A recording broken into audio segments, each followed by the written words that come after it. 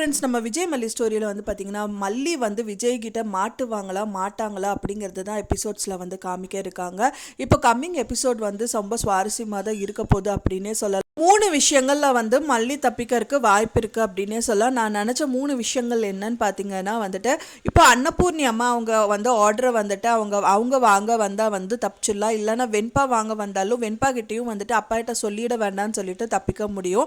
அப்படி இல்லாட்டி அந்த ஆர்டரை வந்துட்டு வேறு யாராவது டெலிவரி பர்சன் லேடிஸ் யாராவது இருந்தாங்கன்னா அவங்க மூலிமா அவங்க கையில் வந்து இது கொடுத்து டெலிவர் பண்ணிடுங்க அப்படின்னு சொல்கிறதா கூட இருக்கலாம். ஸோ இந்த மாதிரி 3 விஷயத்தில் வந்து மல்லி என்ன பண்ண போகிறாங்க அப்படின்னு தெரியல.